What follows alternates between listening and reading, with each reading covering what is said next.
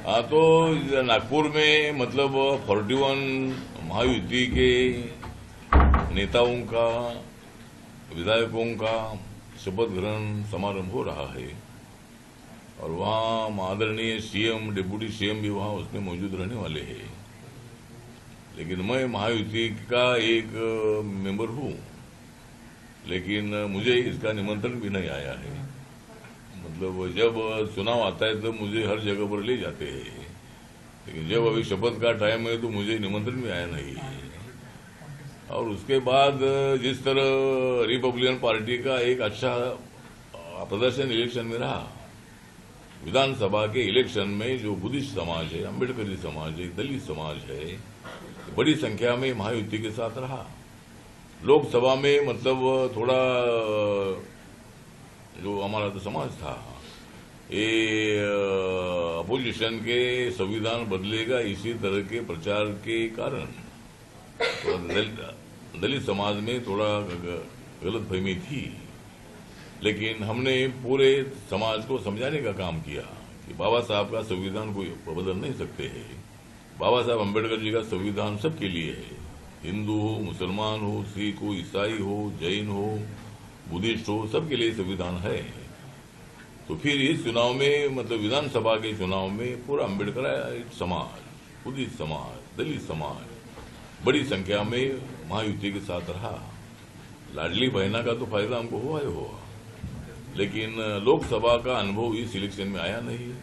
ये वोट इतना प्लस हो गया कि महायुति को 237 सीटें मिली और महाविकास आघाड़ी को खाली 46 सीटें मिली। तो ये महाविकास आघाड़ी की बहुत बड़ा मतलब उनका पराभव है। और इसी तरह मतलब लेकिन कई दिनों से रिपब्लिकन पार्टी को लोकसभा में भी टिकट एक भी जगह नहीं दी थी, विधानसभा में एक भी जगह नहीं दी।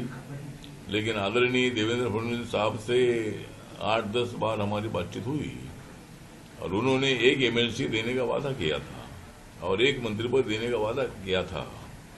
लेकिन अभी जो मंत्रिमंडल का विस्तार हो रहा है, इसमें रिपब्लिकन पार्टी का चेहरा नहीं दिख रहा है। 2.5 साल भी सरकार रही, उसमें भी रिपब्लिकन पार्टी का कोई भी मंत्री नहीं था। मुझे लगता है कि मेरे साथ गांव-गांव में मेरे पार्टी में लोग हैं, तो उनको कैसा मुंह दिखाओ, ये मेरे सामने सवाल है। जरूर माननीय मोदी साहब ने मुझे केंद्र में मंत्री पद पर मतलब बिठाया है, मुझे मंत्री पद दिया है। जिस कार्यकर्ताओं ने मुझे मंत्री पद तक पहुंचा है, उनको भी मतलब सत्ता की भागीदारी मिलनी चाहिए।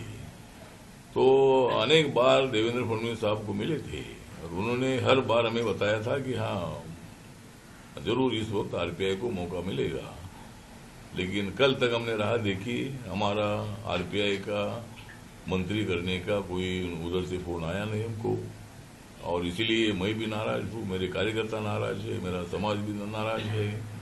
तो इतने लोगों को आप मंत्री कर रहे हैं, उसमें रिपब्लिकन पार्टी एक बड़ा समूह है, एक अम्बेडकराइट मूवमेंट वाला हमारा पूरा पार्टी है।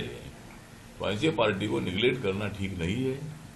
तो हमें हमारी नाराजगी है, लेकिन उसके साथ साथ हमारी मांग यह है कि जो 2 मंत्री पद बचे हैं उसमें तो रिपब्लिकन पार्टी का विचार करना चाहिए। और महामंडल में और जिला तालुका की समितियां है, महापालिका इलेक्शन है, जिला पंचायत इलेक्शन है, उसमें भी रिपब्लिकन पार्टी को थोड़ा हिस्सा मिलना चाहिए। ये हमारी मांग है। और जो मतलब मंत्रिमंडल का विस्तार हो रहा है उसको तो हमारी बधाई है ही है, लेकिन रिपब्लिकन पार्टी को क्यों टाला जाता है ये मेरे समझ में नहीं आ रहा है। इतने लोगों को आप मंत्री पद दे रहे हैं, जो जिसको आप मंत्री बना रहे हैं उनका संपर्क खाली जिला तक होता है।